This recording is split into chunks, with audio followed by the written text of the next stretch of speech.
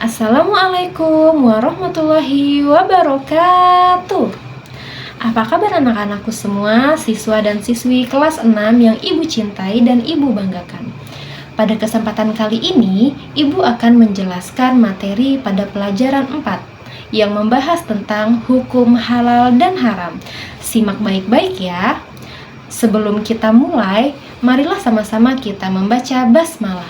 Bismillahirrohmanirrohim. Adapun tujuan pembelajaran yang akan kita pelajari pada kali ini ada 4. Yang pertama, siswa dapat menjelaskan definisi hukum halal dan haram. Yang kedua, siswa dapat menyebutkan dasar hukum halal dan haram.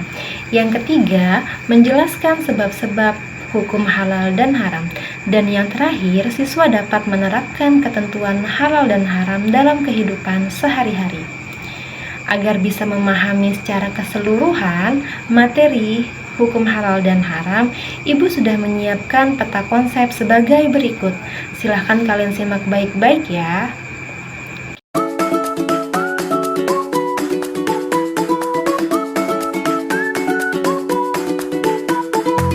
Kita masuk pembahasan yang pertama, yaitu definisi hukum halal dan haram.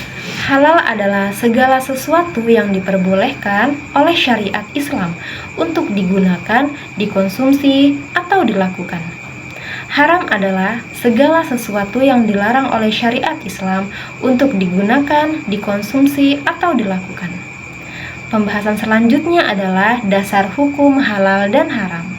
Dalam ajaran Islam, ada 3 aspek yang menentukan sesuatu itu dapat dikatakan halal atau haram. Yang pertama adalah Al-Quran. Al-Quran adalah sumber hukum utama dalam ajaran Islam. Segala yang dihalalkan dalam Al-Quran adalah pasti halalnya, dan segala yang haram sudah pasti haram baginya. Dasar hukum yang kedua yaitu Al-Hadis atau Al-Sunnah.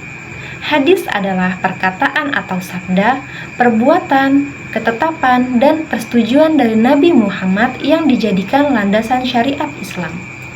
Al-Hadis atau Sunnah merupakan sumber hukum kedua setelah kitab Al-Quran dalam menetapkan hukum dan peraturan agama. Dasar hukum yang ketiga selain Al-Quran dan Hadis yaitu ijtihad ulama.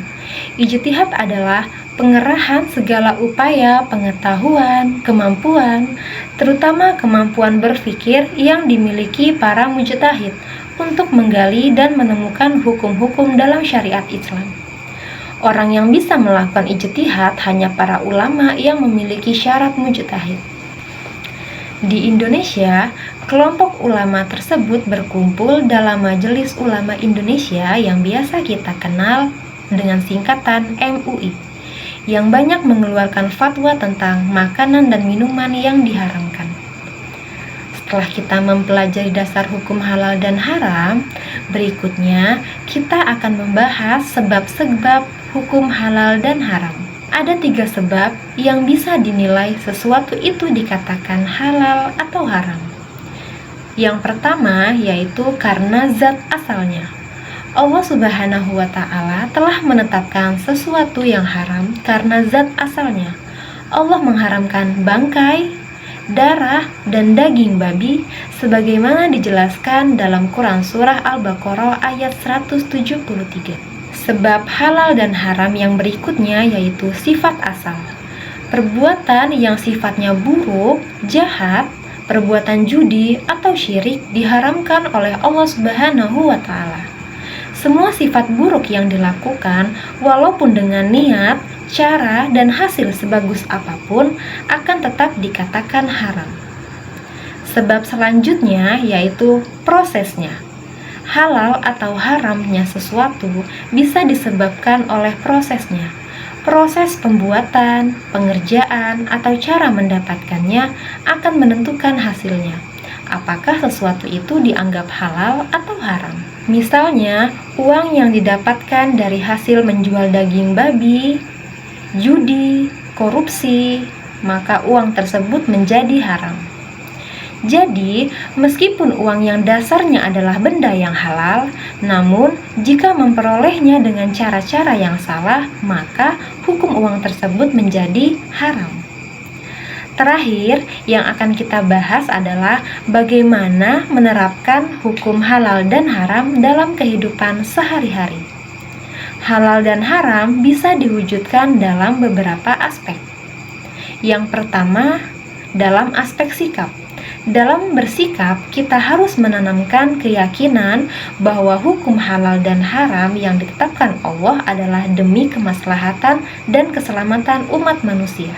Misalnya, menghabiskan nasi dan tidak membuangnya, karena sifat mubazir atau membuang makanan itu adalah perbuatan yang harus kita hindari. Selanjutnya, penerapan halal dan haram dalam perilaku yaitu dengan cara mencerminkan perilaku yang baik dan menjauhi perilaku yang buruk atau diharamkan. Misalnya, membuang sampah pada tempatnya, karena membuang sampah sembarangan dapat merugikan orang lain atau bisa dikatakan zalim, dan zalim itu perbuatan yang buruk.